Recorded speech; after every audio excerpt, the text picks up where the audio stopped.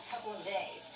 Now, this comes as a UN expert that is monitoring terror groups says kidnappings have become what accounts for a cash cow. Now, take a look at this. ISIS raking in up to $45 million in ransom payments for hostages, and that was last year alone. Let's bring in Lieutenant Colonel Ralph Peters. He's Fox News strategic analyst. Thank you so much for joining us. Hi, Heather. May I please start by wishing the best possible Thanksgiving to all our men and women in uniform around the world. Yes, around the world, and all of their families who are here at home as well. Well said. But let's talk about this and ISIS and the money revenue that is coming into these terrorists. And this is big business when it comes to hostages. Right. Well, taking captives for ransom, taking hostages for various purposes, it's got an old, if not honorable, tradition, Heather. It goes back to the ancient world, to the dawn of mankind. The difference today is that it's global big business. Islamic State is really perfecting it, but Al-Qaeda engages in it.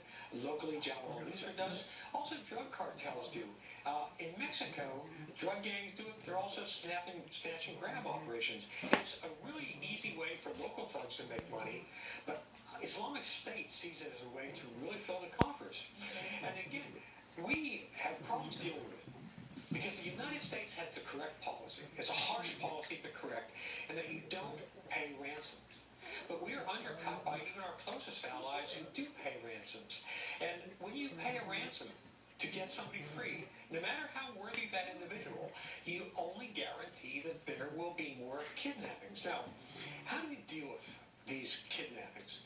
It's tough. I said it goes back a long way. As a young man, Julius Caesar was kidnapped by pirates in the Mediterranean. When he was finally ransomed out, he did the right thing. He went back and killed every one of them. You can't treat this as a law enforcement problem. When the kidnappings are on such a grand scale, when they're raking in $45 million involving beheadings, international threats, it's a military problem. And the response has to be absolutely brutal. You can't bring them to court in the District of Columbia or in Manhattan. You kill them. And Colonel Peters, when you say that, I'm wondering what you thought when just last week President Obama said that we need to review how the United States responds when its citizens are taken hostage in light of all of the beheadings that have happened recently due to ISIS. And what do you think he meant by that, and what do you think he's contemplating? Well, it's Washington speak. When you say in Washington you're going to review something, it means I don't have any idea what the hell is going on here. And they are confused because I'm not sure Obama wants to free the hostages. We had a chance to rescue hostages this spring. The president wouldn't give the green light for the mission. Delayed, then we saw more beheadings. And so there is no easy fix here. But believe me, if you take a hard line, you won't get anywhere. And let's remember, the president, in one of his early speeches, made a point about how Islam goes back to the founding of the American Republic. Well, it does in the sense that one of our first international problems was with the Barbary pirates, Islamists of their day in the Mediterranean, taking Americans hostages for ransom.